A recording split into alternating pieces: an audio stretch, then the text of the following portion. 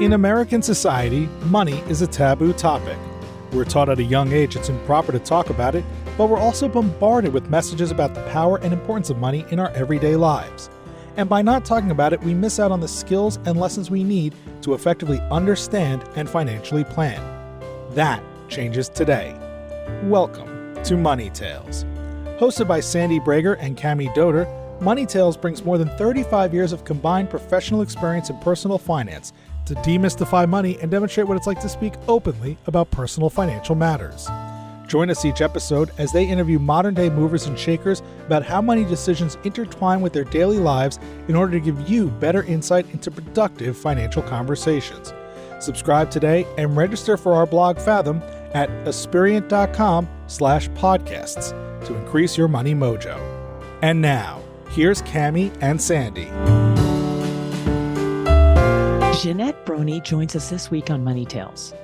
In her 20s, Jeanette was a successful executive in the fashion industry in Denmark, with 50 people reporting up to her. She felt like she could do it all. Then at the age of 26, Jeanette's ambition caused her to leave all that and move to New York. She had a rude awakening there. Jeanette's first job in the U.S. was as an assistant, and it paid almost nothing. She felt like she was falling apart and had to start over.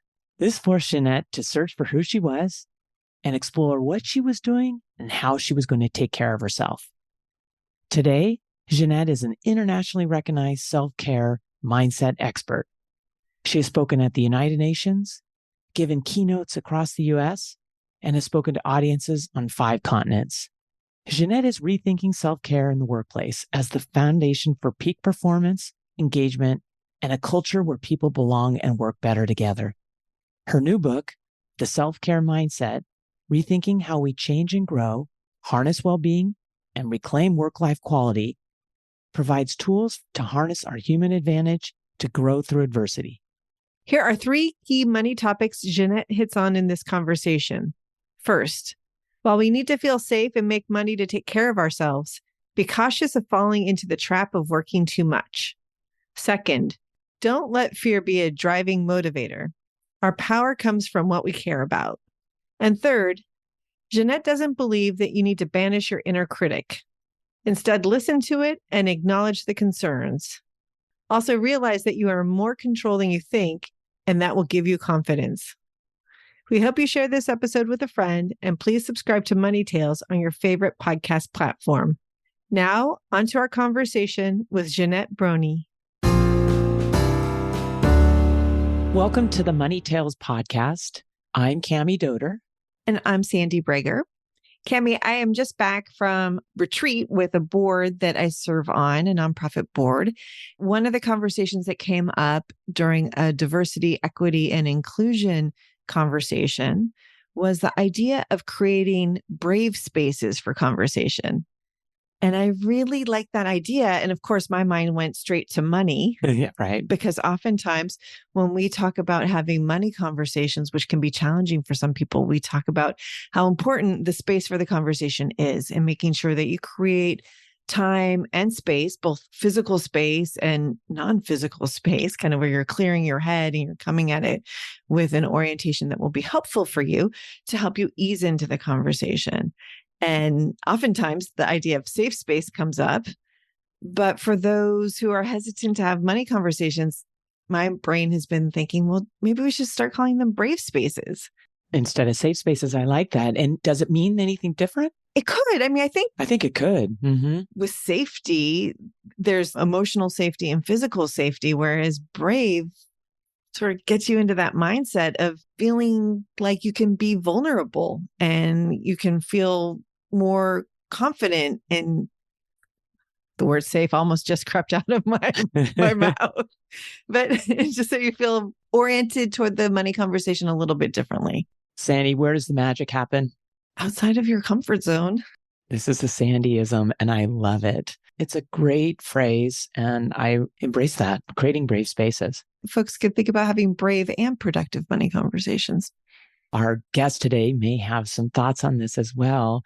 I'd like to welcome Jeanette Bronée to the Money Tales podcast. Thank you for having me. I'm looking forward to a brave conversation together. Fantastic.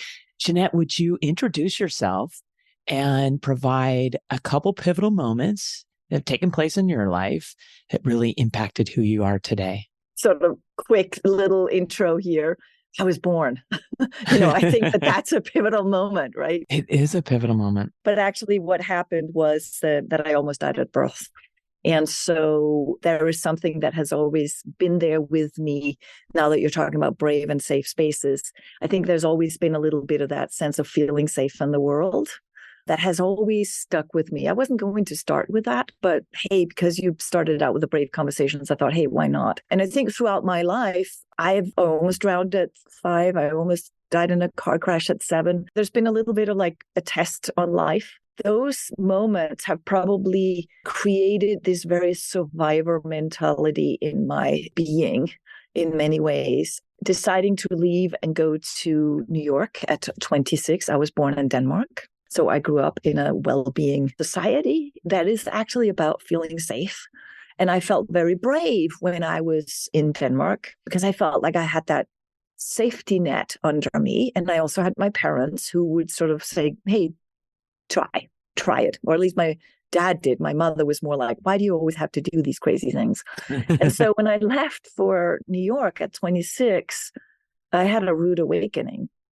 And that was probably the first really pivotal moment in my life. I think it triggered all of these early childhood survival, feelings that I probably had in my system. And I started really looking for, who am I? Like, what's the purpose of life? Like, what am I doing? And so on and so forth. Because I had been very successful early on in the fashion industry in Denmark. I felt like I could do it all. And then here I came to New York and it all fell apart.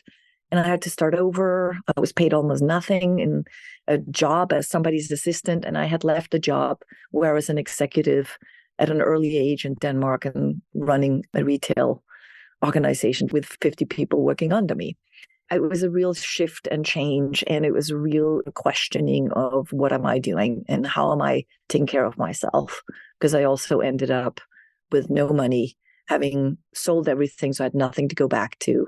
Having increased debt in that situation, not wanting to tell my parents because I was too proud. So there was a lot there. So that was a really pivotal moment, I think, that created a lot of shift and change in me. And one of the things it did was it set me out on a path to study mindfulness and Buddhism. And because I wanted to understand, how do we think? How does the mind work? So that was a really pivotal moment. And the other one was when my parents both ended up with cancer at the same time. I'm sure there's more pivotal moments in between, but those are the two that really shifted and changed my life and rocked my world from the place of being brave and safe. Because all of a sudden, I also didn't have, within a year apart, my parents died. They not only had cancer at the same time, in treatment at the same time, in 2 different countries, but I also ended up sitting there with my parents, and one of them died without any warning, my mom. And then I had to tell my dad that she had passed while he was on an airplane. Probably the most difficult day of my life.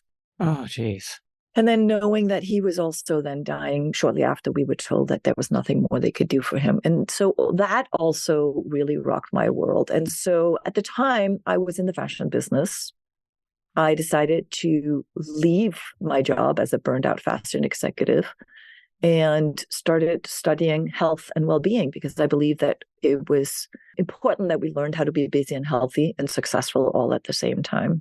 Started studying that, used all kinds of different tools and modalities, was coaching people, and I realized that the mindset that we have about our worth and our value is pushing us to work far too much to earn and gain, feeling that we matter, all of that is so essential for our well-being, but also to feel safe and make money and be able to take care of ourselves. Because I think my experience from leaving Denmark and coming to the US was nobody has your back. You're on your own. That was my experience. In Denmark, you felt more protected. There's a well-being system where you're not going to end up on the street. Mm-hmm. And all of a sudden, there's a part of me that has this sort of like in my DNA or whatever you call it, maybe not my DNA, in my system, there is this survival at risk of an accident and something can happen. And it just felt like, sorry for sounding morbid here, but it sounded like death was like hanging out with me. Wow. Yeah. All along the way. And at the same time, I felt really proud as a kid because I survived this and I survived that. So there was also this making me feel really resilient and strong. So I don't think I saw it as a threat when I was a kid. I saw it as look at me. I survived, A strength builder. But as an adult, I think I started, so there goes the brave, right? But as an adult, I started thinking more like, who has my back? How am I feeling safe? How am I going to take care of myself? I can end up in a cardboard box. Nobody is here to take care of me if, and so on and so forth. So the two of the brave and safe has always been the two dualities of my life. So it's very interesting that you picked that up because we did not have this conversation before we started out today. So I find that really interesting that is how you started. Jeanette, that was a great introduction. You're a survivor. You grew up in a well-being society and you felt invincible. Yeah. I'm curious how you related with money as a young person. Did you have those same feelings? Were you brave? Were you safe? Well, my dad sat me down when I was 9 years old. I'm an only child. And so as an only child, he didn't want to have a spoiled brat. And so he said, I'm going to teach you about money. And he sat me down, 9 years old, and said, I'm going to teach you how to make a budget so that you know how much money you need every month. And you can't come and ask for anything. You have to save for yourself so that you know what you're saving up for. So he sat me down. He says, okay, how much candy do you need a week? I love it. What are you going to spend your money on? When you need a pair of pants, how much does pants cost? When you need a t-shirt, how many t-shirts do you need a year? How many pair of pants? So I had to think of those things as a 9-year-old, but not just that. So he gave me what I asked for. And I had to show him every month that I kept track of my spendings. So I learned double bookkeeping at 9. I love it. So yes, he wanted me to know not only where money comes from, so that I didn't just think that it just comes from wherever. He wanted me to be mindful of how I spend it and be responsible. Jeanette, what was going on for you internally when your dad was taking you through all of that as a 9-year-old? Well, I thought it was exciting because I felt very independent and I felt that there was some sense of trust, but it also pissed me off, excuse me for my language. I got very upset because sometimes I was like, I want that. And he was like, well, did you save money for it yet? He stayed firm. He stayed firm on that. And if I needed money when I was a young person and I needed to get into my first apartment, he wrote out a loan for me that I had to pay back with interest because I had to learn how money works. He was very, very on point about that. And I appreciate that because it made me feel like I could take care of myself. So you had these strong feelings of independence as you're heading into adulthood and you're working in the fashion industry in Denmark. How did that change your orientation around money? Well, when you work in the fashion industry and you see the markups and you see how much people actually make, the people who make the clothes versus the people who design it and own the companies, it makes you a little bit don't want to spend money on certain things because you feel like you're not actually getting your value. One of the things that I have learned from that is to really look at the value that I get for the money I spent. And I'm very sometimes too picky about that. It's like, if it's not good quality, I won't spend money on it. And if it won't last me a long time, I won't spend money on it. And so there is that. And I also think I learned that from my parents. My dad was very much spending money from time to time on really good stuff and keeping it forever. Jeanette, you have this very successful career at a young age. Yes. In Denmark. Why were you so interested in coming to New York and starting afresh? Partly because of my ambition. Denmark was very much of this mindset of don't think you're anything better than anybody else, which is part of our social system we take care of everyone and everyone has to be taken care of in some sense or form or be part of it. It's a very much of a social well-being, looking out for each other. So I appreciate that. And then at the same time, there was a tendency to look down on people with ambition. I don't think that's still the case, but I haven't been home for so many years, so I wouldn't know the details of that at this point. As a very young person with a lot of ambition, I really wanted to go out and see the world, and I always wanted to travel a lot and so on and so forth. Plus, I had met someone who who was American, wanted to go back to America. And so we decided to go back to New York. And that's where it started. That's where it started and where it started falling apart too. He met someone else within 9 months. So after I spent all my money moving us, not being able to get a new job at any kind of level of pay that I was used to or level of responsibility that I was used to, I really felt that it had all fallen apart. Abandoned. My goodness. Yes. Tell us more about that from a money perspective, because that's sounding stressful, especially as someone who is independent, prideful of her money decisions and what she could do for herself, and a survivor who can defy death many times by that point. I think part of that was also my dad was very much of an entrepreneurial mindset. And he always said the best investment is in yourself. And so, again, I had this mindset that money is something you create, money is something you make. And yes, you can also lose it. So I think I had both the mindset that I'm going to get back on top, I'm going to get back at it. My dad had invested in a business and lost everything and started over. So I knew this mindset of let's just get back on the horse kind of thing. Like I knew that this was what I needed to do. But I also had some emotional healing to take care of. And it took me some time to work myself back, pay off my debt, and so on and so forth. I don't know exactly if I was scared about money because at this time I still had I can go back home to my parents option. It wasn't until after they died that I all of a sudden felt very alone and that nobody would have my back if something happened. Jeanette, when did your parents die? My mother died in 2000 and my dad in 2001. How old were you? And I moved to the US in 1989. Okay, so... Yeah, so that was a fair amount of years where I was a lot more brave about things I did.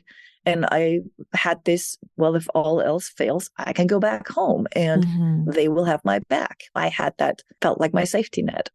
Once they died, I lost a lot of that braveness and that courage. And I started getting a lot more scared around money, a lot more scared around survival, and a lot more concerned about my future altogether. Were you talking to anyone about that at the time? Therapy, healing, that kind of stuff, knowing that I had some survival mode type of things that I needed to heal. I understood that this idea that I had almost died as a young child several times was affecting me.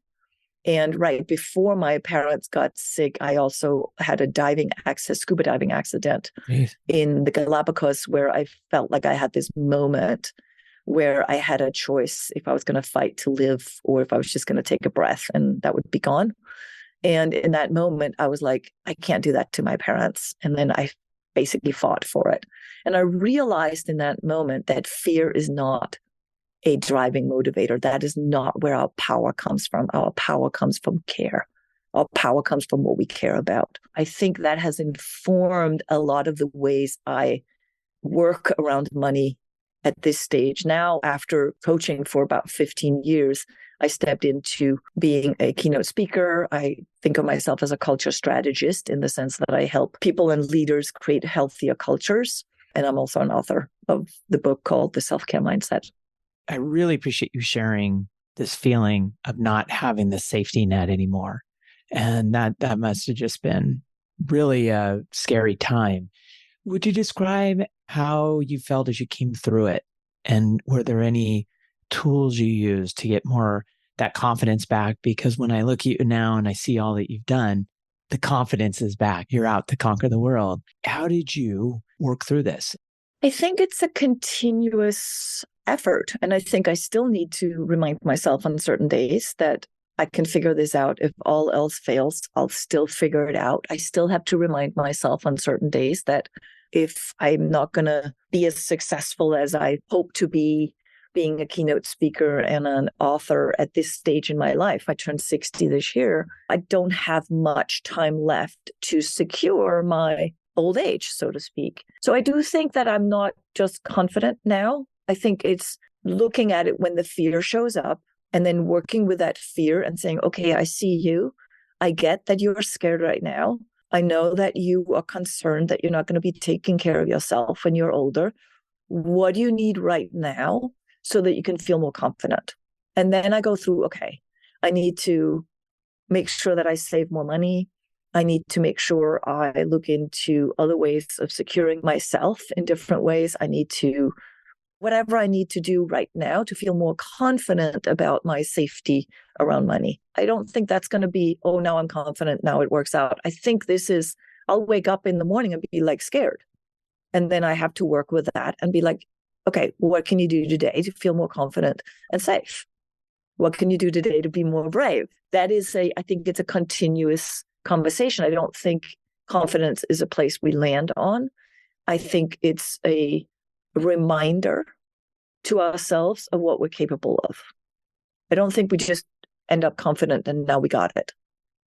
Jeanette, I really like what you're saying. And I just want to contrast it to something that you said earlier, which was when folks have a mindset around worth and value being the drivers, then there's that constant focus on money and attaining money. That goal post just keeps moving out.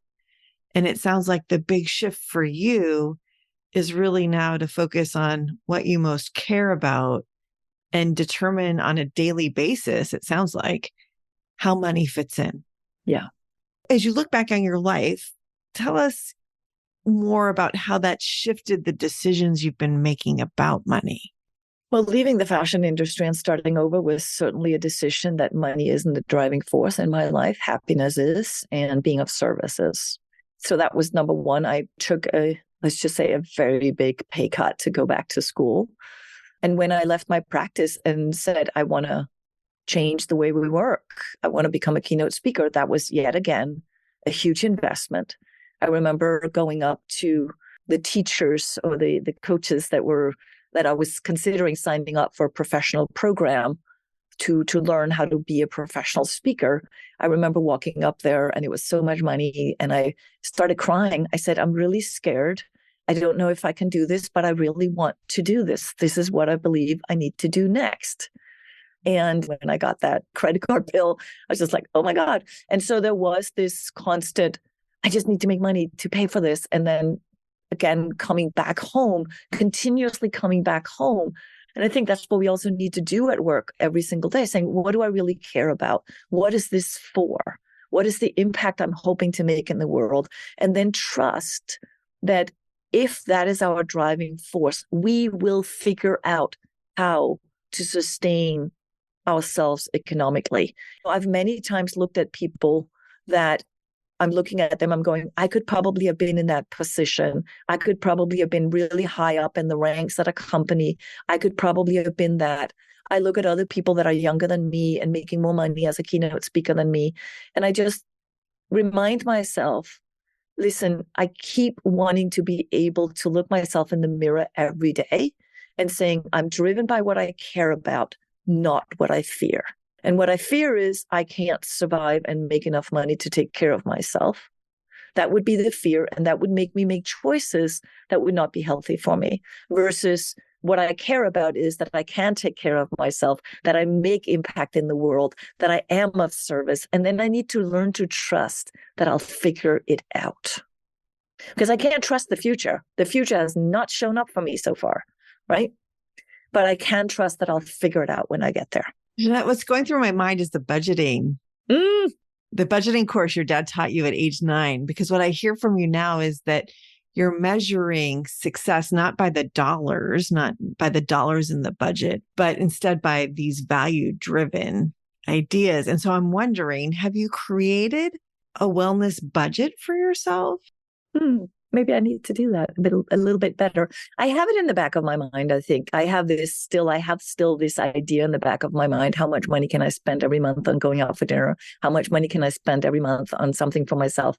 How much money can I spend every month for clothing? Like I still have that in the back of my mind. And so I kind of know where it scoots in. So that's one thing. But my dad also always told me that either you live according to how much money you make, or you figure out how to make enough money to live the way you want to live. So I'm sort of in between those and saying, okay, what am I willing to do for making enough money to live the way I want to live? And what am I not willing to do? One of the things I'm not willing to do is sacrifice my health anymore. I burned out twice. I'm not willing to do that. I have made sacrifices to not be as stressed and working the same amount of hours that I would be working to make more money. And I'm trying instead to look at it and saying, well, how do I make money in a way that's sustainable, gives me enough money to be happy and being able to take care of myself and pay for myself? And how do I secure myself in the way that I can feel more safe about? And I'm still in that process. I'm still working on that. But one of the things I've done is that I don't have any debt. I own my house. I own my apartment. I keep my monthly expenses extremely low because that is how I can respond and adapt to whatever's going on.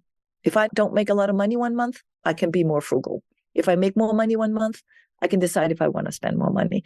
That is how I stay more aware, adaptable, and agile in the face of money, is by making sure that I have a very low monthly expenses, that I feel like no matter what, I know how to cover that.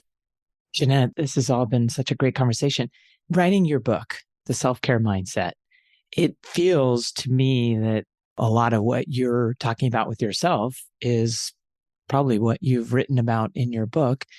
I'm curious, as you were writing your book, how did you think about and how do you coach your clients around having a self-care mindset with regards to money? I don't have a lot of money conversation in the book, just to be clear about that, but I have fear conversations in the book. And I talk about how we are fear-driven and we're living in a very fear-driven, what I call FUD-driven, fear, uncertainty, and doubt-driven society. And it's being used against us all the time. It's being used against us that you're going to lose this. You're going to not have enough for that. You're going to not be on the level you need to be at. You're not going to be included because you don't have the right car or whatever it is. Like, it's constantly being used against us. And I think we have to be super aware to what I call power pausing, to pause for that moment, to create that time and space for that emotional and mental resilience to be met with care. Not just do it, push harder, just go through it and ignore your feelings. I think we can use our emotions and our feelings as information to help us understand, how do we tackle a situation? How do we secure ourselves? How do we invest in ourselves in a way that is mindful and not being careful about it? And so I don't believe in this idea that we have to banish our inner critic. I think we have to listen to it and say, hey, listen, I understand that you have these fears, that you have these concerns, but let me use that to make sure that I feel more in control, that I feel more in confidence, and so on and so forth. So I am very much of a listen inside and use that to move us forward. And that's a lot what the book is about, is how do we use everything that happens around us, not just how do we get stronger to ignore it and keep going, but how do we actually become more aware so that we are facing all of these fears and the FUD, the fear, uncertainty, and doubt, and use that to make ourselves more courageous, brave, confident, whatever it is that we need so that we can keep going without falling apart and without ignoring things that we kind of know we need to pay attention to. And I think one of those things is a lot of times money. I think we often ignore our fear around money. Right. Suppress it almost. In the wrong way and suppress it instead of talking about it. Or we are being driven so much by it without realizing how much we're being driven by it. Because I think that the fear around money is inherent in us because it's tied to our survival. I agree with that, Jeanette. And I want to highlight the way you phrased a statement a little while ago. You said it's important to invest in ourselves. And I really, really like that, especially when it comes to self-care. And I'm wondering, how do you define self-care? Because when I hear people say self-care, it does seem to come with a price tag inherently in my mind. Oh my God. Self-care has become for the privileged that have time and money to spend on something after work, either as a treat or to recover. And I think that's what we need to do, right? We need to demystify self-care and realize that self-care is a mindset we have with us all the time. And it's a mindset that says, I have your back. I have your best interest. I need to know how you think and feel, and let me help you myself be there to navigate what's happening, and constantly have that pause and say, how am I feeling right now? What do I need so that I can meet that? What do I need so that I can do that? What do I need? And that might be very simple things like, oh, I'm just dehydrated and I didn't drink enough water and I'm feeling groggy and irritable and I just need water, right? It could be that simple. It could be, I need to get up and go for a walk because I haven't been outside all day. But it could also be more of those things like saying, okay, what do I need to pay attention to? Who do I need to talk to about this? What are some of the ways that I need support? What are some of the ways I can ask for help? That's also self-care, is to be very, like, I don't have to go it alone. I can ask for support and help. And I think especially around money, we can't go it alone. I think that's one of the places that we need advisors. We need people that know how to do this stuff. Let's just be real about it. We don't have to figure all this out alone. We can ask for help. That's right. What you're highlighting is the importance of understanding the role of money in each of our own lives and making that decision for ourselves, as opposed to letting society or people around us influence those decisions. Very much so as well. It's not a level or a status that we have to meet. It is a daily, how do you want to live your life and what do you need so you can live your life in that way? That's right. Jeanette, what's your next money conversation going to be and who's it going to be with? It is probably going to be with my advisor around looking at what else do I need to do to secure myself for whatever retirement looks like in a couple of years. As much as I don't expect to stop working anytime soon, because I'm so excited about what I do for a living and I feel like I just got started. But what does that look like? So I kind of take every 10 years, I take a deep look at how I want to spend the next 10 years. And so having just turned 60, cut that down to 5 years and say, how do I want to spend the next 5 years? And then how do I want to spend the next 5 after that? And then I look at, okay, what do I need so I can do that? How do I pace myself work-wise, money-wise, investment-wise? How do I live? Where do I want to live? What are some of the things I need to start to take into consideration? And I think I need to have that next planning, the next stage conversation with my financial planner so that I can see, okay, how do I actually make that happen rather than just hoping to make enough money to be okay later. Jeanette, sounds like a great conversation, and it's fantastic that you embrace, as you say, you encourage the idea that we don't have to do this ourselves. So you have a financial planner to work with. It's phenomenal. Thanks for sharing about the self-care being a mindset. I thought that was so powerful. How would our listeners find you and find your book? My book is essentially sold everywhere, but let's face it, it's probably not everywhere. You can go to Barnes & Noble, you can go to Amazon, you can order it online. It is available everywhere, but you may have to wait for it to order it. So Amazon, it's right there for you. My name is Jeanette Bronée, and you can pretty much find me anywhere in the world under that name. I don't think anyone else has that name.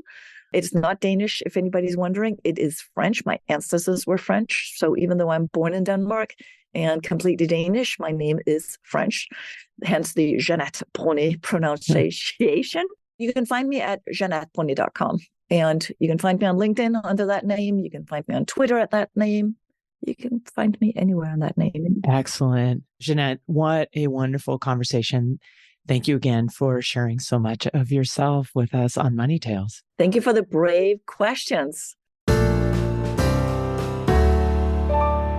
Thanks for listening to the Money Tales podcast. If you've enjoyed this episode, share it with someone you think would benefit from listening. And leave us a review on your favorite podcasting platform. Your ratings and reviews help more people find our podcast. If you're inspired to gain clarity and peace of mind about financial matters, don't hesitate to reach out to our team at Aspirient. Go to aspirient.com/start a dialogue. Or you can email Sandy and me at podcasts@aspirient.com. See you next time.